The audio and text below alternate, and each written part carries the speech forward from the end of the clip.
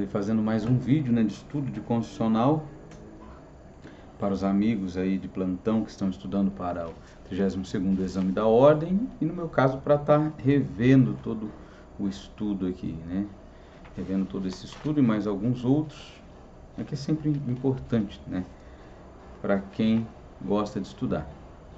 Ok, a prova de número 30, nós vimos no vídeo passado a prova de número 31, essa aqui é a penúltima prova, né, traz na questão 11, né, já dentro aí das questões de constitucional, que em março de 2017 o STF, em decisão definitiva de mérito, no âmbito de uma ação declaratória de constitucionalidade com eficácia contra todos, efeito vinculante, declarou que a lei federal que autoriza o uso do efeito vinculante, que a lei federal que autoriza o uso de determinado agrotóxico no cultivo de soja é constitucional, desde que respeitados os limites e os parâmetros técnicos estabelecidos pela Agência Nacional de Vigilância Sanitária, Anvisa.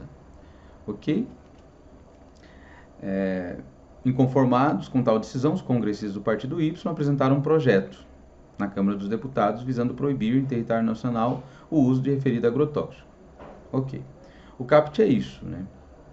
Para marcar a alternativa correta. Correta era D, que o Poder Legislativo, em sua função típica de legislar, não está vinculado às decisões definitivas de mérito proferidas pelo STF no controle de constitucionalidade. O projeto de lei apresentado em data posterior ao julgamento poderá ser regularmente votado. Se aprovado, implicará a superação ou reação legislativa da jurisprudência. Está aqui. Então, nós vemos aí a primeira parte do exercício. A primeira parte do exercício está aqui no artigo 102 da Constituição. 102, parágrafo 2º. Compete aos STF, principalmente, a guarda da Constituição, cabendo-lhe as decisões definitivas de mérito proferidas pelo STF nas ações diretas de inconstitucionalidade, nas ações declaratórias de constitucionalidade, que é o caso, produzirão eficácia contra todos, efeito vinculante, como nós vimos aí no caput do exercício. Relativamente aos demais órgãos do Poder Judiciário, administração pública direta e indireta, nas esferas federal, estadual e municipal. Ok. Até aqui tá certo. Opa, derrubei tudo. E, entretanto, né, esse daqui é o chamado efeito backlash, né? Se vocês procurarem aí, consiste em uma reação conservadora de parcela da sociedade ou das políticas de uma decisão liberal aí do Poder Judiciário. Ok? As decisões em AD, ADC e ADPF vinculam particulares, executivo, decisões monocráticas dos ministros do STF. Não vinculam o Poder Legislativo em sua função de legislar. Ok? Então é AD. O Poder Legislativo não está vinculado a decisões aí do STF. Bora lá, questão de número 12 da prova de número 30. Em decorrência do surto de dengue, o município Alfa, após regular procedimento licitatório, firmou ajuste com a sociedade empresária Mata Mosquitos Limitada, pessoa jurídica, direito privado com fins lucrativos, visando a prestação de serviços relacionados ao combate à proliferação de mosquitos e à realização de campanhas de conscientização da população local. Nos termos de ajuste celebrado, a sociedade empresarial passaria a integrar de forma complementar o SUS. Diante da situação, com base no texto constitucional, assinale a afirmativa assertiva correta. Resposta é a B. A participação complementar de entidades privadas com fins lucrativos no Sistema Único de Saúde é admitida, sendo apenas vedada a destinação de recursos para fins de auxílio e subvenção às atividades empenhadas. Então, ok, isso aqui nós podemos achar no artigo 199, a assistência à saúde é livre à iniciativa privada. Parágrafo 1º. As instituições privadas poderão participar de forma complementar ao Sistema Único de Saúde. Segundo, é vedada a destinação de recursos públicos para auxílios e subvenções. Letra de lei. Olá, vamos lá no nosso estudo, continuando o nosso estudo. É a questão de número 13 da prova branca do exame, 30º exame da ordem. As chuvas torrenciais assolaram as regiões norte e nordeste, resultaram na paralisação de serviços públicos essenciais, ligados à saúde, educação e segurança. Além disso, diversos moradores foram desalojados de suas residências, e o suprimento de alimentos e remédios ficou prejudicado pela decorrência dos alagamentos. O presidente da República, uma vez constatado o estado de calamidade pública de grande proporção, decretou o estado de defesa. Dentre as medidas coercitivas adotadas, a propósito de estabelecer a ordem pública, estava o uso temporário de ambulâncias e viaturas pertencentes ao município Alfa. A resposta correta dessa questão está: a União pode determinar a ocupação e uso temporário de bens públicos, respondendo pelos danos e custos decorrentes, porque a necessidade de estabelecer a ordem pública em locais atingidos por calamidades de grande proporção de natureza é fundamento idôneo para o estado de defesa. Temos a resposta aqui no 136, o caput e o inciso 2. O presidente da República pode, ouvindo o Conselho da República, o Conselho de Defesa Nacional, isso é importante, decretar estado de defesa para preservar ou prontamente estabelecer os locais restritos e determinados. A ordem pública, locais restritos e determinados. Isso tem que constar. A ordem pública ou a paz social ameaçadas por grave e iminente instabilidade institucional ou atingidas por calamidades de grandes proporções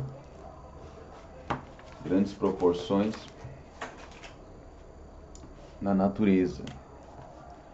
Ok? Então, algumas questões chaves aqui, né? Para você olhar de novo e ler, né?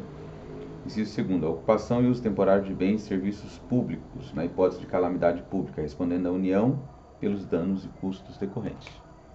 Essa é a questão número 13. Vamos lá para a questão de número 14, que tem como tema direitos individuais, remédios constitucionais e garantias processuais. Ok, vamos lá. O STF reconheceu a periculosidade inerente ao ofício desempenhado pelos agentes penitenciários ao tratar-se de atividade de risco. Contudo, ante a ausência de norma que regulamenta a concessão da aposentadoria especial no Estado Alfa, os agentes penitenciários dessa federativa encontram-se privados da concessão do referido direito constitucional. O Sindicato dos Agentes Penitenciários do Estado Alfa, organização sindical legalmente constituída, funcionamento há mais de um ano, em defesa da respectiva categoria profissional. O que ela pode fazer em defesa, né? Essa é a questão.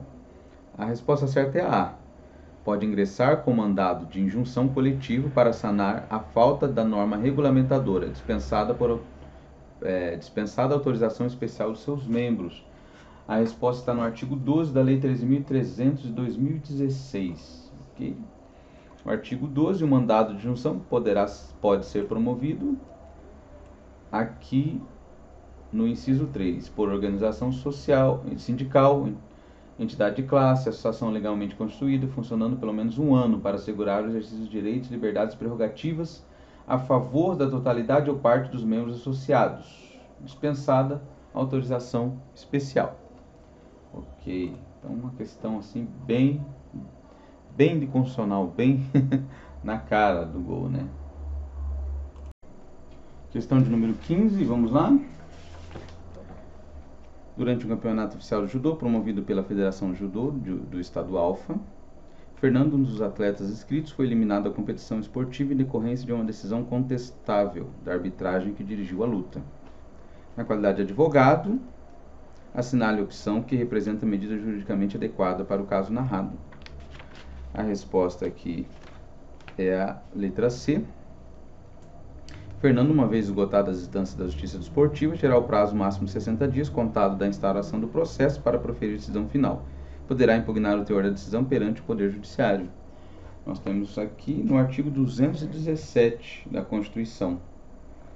É dever do Estado fomentar práticas esportivas formais e não formais, como direito de cada um observados. Parágrafo 1º. Só admitirá ações relativas à disciplina e às competições esportivas após esgotarem as instâncias da Justiça Desportiva. Segundo, a Justiça Desportiva terá o prazo máximo de 60 dias. Letra de lei, né? Aí é número 15. Ok, bora lá. Penúltima questão, questão de número 16. É do Giuseppe, né? Um italiano que veio criança para o Brasil com seus pais. Nunca sofreu qualquer tipo de condenação penal constituiu família, pai de um casal de filhos, nascido no país, possui título de eleitor, né, possui direitos políticos, então nunca deixou de participar dos pleitos eleitorais. Embora naturalizado, não se sente brasileiro, né? Nesse sentido, afirma que é muito grato, mas apesar do longo tempo aqui vivido, não partilha dos mesmos valores espirituais e culturais dos brasileiros. Mora em Vitória, descobriu um envolvimento, né, de um ministro estadual em fraude em uma licitação, cujo resultado beneficiou indevidamente a empresa de propriedade de seus irmãos. Indignado com tal atitude, resolveu, em nome da intangibilidade do patrimônio público e do princípio da moralidade administrativa, propor ação popular contra o ministro do Estado Alfa, ingressando no juízo de primeira instância na Justiça Comum, né? Não no Supremo. O que a resposta é que deve prosperar, a competência, a ação popular em tela é do juiz de primeira instância mesmo, da Justiça Comum. O autor tem legitimidade porque é cidadão, em pleno gozo de seus direitos políticos, embora não se sinta parte da nação, né? Laços culturais e afetivos brasileira. Ok, uma questão assim bem... Na verdade, o que pode deixar na dúvida é essa questão, né, dos laços culturais e afetivos. Ok, bacana. Tá aí, finalizando as questões de número 17. Nós vimos aqui que o tema ordem econômica e financeira. E nós vamos encontrar a resposta em 2 artigos da Constituição Federal. Artigo 20, inciso 9, artigo 176, parágrafo 2º. Aí a junção das duas para a gente responder essa questão. É a história de um sujeito que assistiu que um norte-americano, um estadunidense, ficou milionário ao encontrar petróleo em sua propriedade. Ele tinha muita propriedade, resolveu fazer um estudo e também foi atrás de um advogado para saber como funcionava, né, caso ele encontrasse petróleo. A resposta é a letra C. Terá assegurado nos termos estabelecidos pela via legislativa ordinária participação nos resultados decorrentes da exploração da referida atividade em sua propriedade. Então, terá participação nos resultados econômicos. Nós temos artigo 20 da Constituição, são bens da União, os recursos minerais, inclusive do subsolo. Então, o que há no subsolo não é seu, é da União. Aí aqui, o 176, as jazidas em lavra, ou não, demais recursos minerais potenciais de energia hidráulica constituem propriedade distinta do solo, para efeito da exploração ou aprovimento, pertencem à União, garantida ao concessionário a propriedade do produto da lavra. Parágrafo 2º. É assegurado participação do proprietário no solo nos resultados da lavra, na forma e no valor que dispuser. Ok, essa é a resposta. Ficamos por aqui. Mais um estudo aí. Agora, essa foi a prova número 30, né? Espero que você veja esse vídeo, né, a tempo e que ele ajude você. Falta aí alguns dias, um pouco mais de um mês, para o exame de número 32 da ordem. Abraço.